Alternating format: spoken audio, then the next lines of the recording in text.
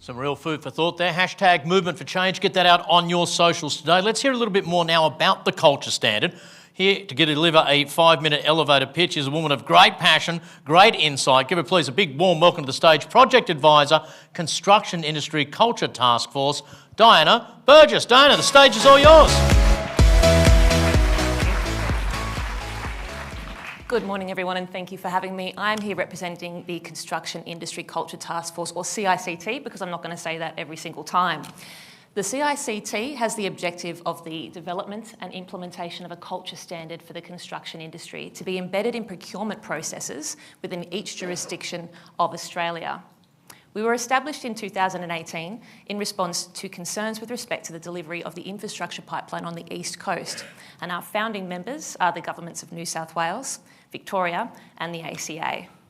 Since then, our membership has grown to include representatives from other state governments, from the federal government and from our industry unions.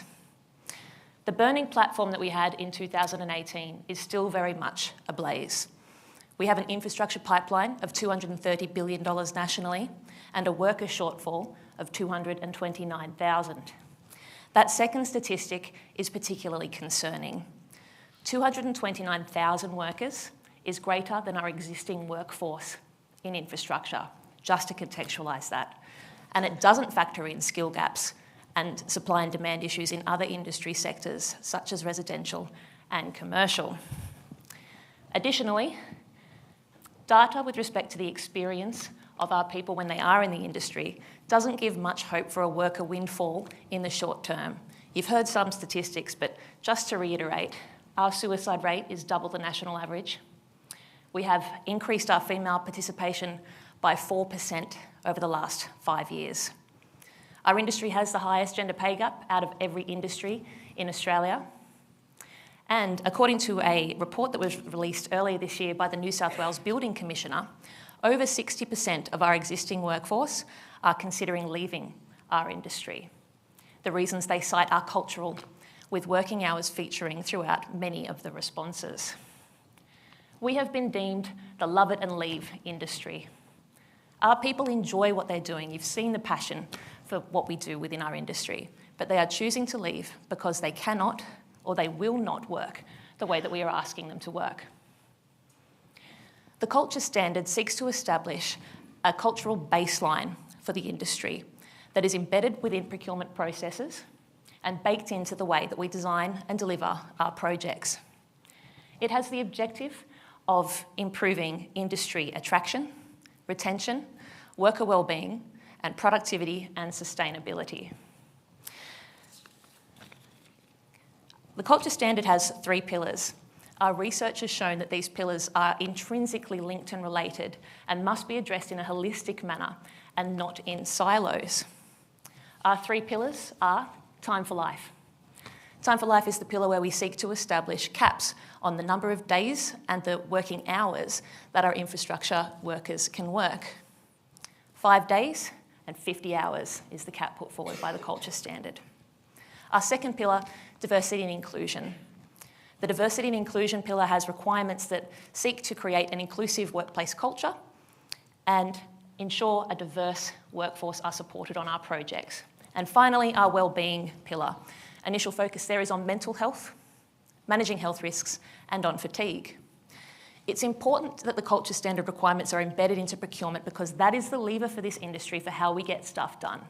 It also means that our projects will be tendered based on the requirements in the Culture Standard, and the obligations that the standard imposes on client and contractor will be administered, hopefully, throughout the delivery of the project.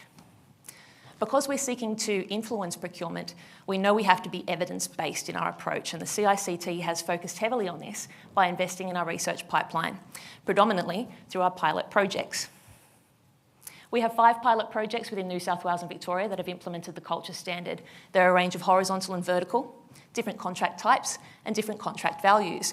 You're going to hear from Dean in a moment with respect to his experience implementing the Culture Standard, but I'm just going to run through a few quick stats before we get into that we've achieved from our interim findings.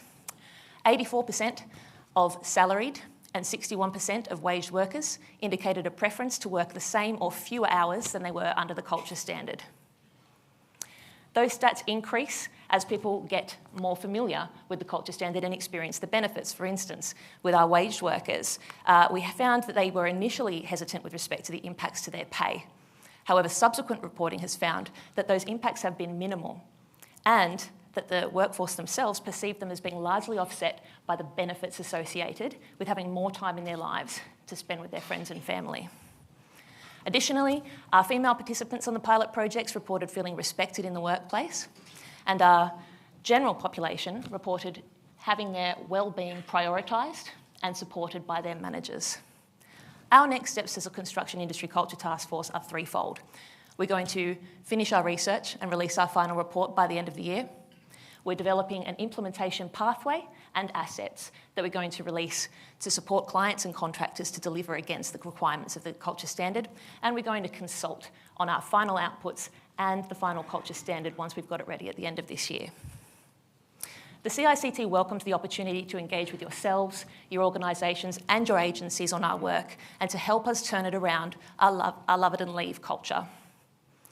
Our website, cultureinconstruction.com.au, has all of our publications and resources, and also the contact form to be able to get in touch if you want to learn more and engage with our content. We'd welcome that opportunity to speak to you all. I hope you enjoy hearing from Dean with respect to his experience administering the culture standard, and please do get in touch. We'd love to hear your thoughts on the work.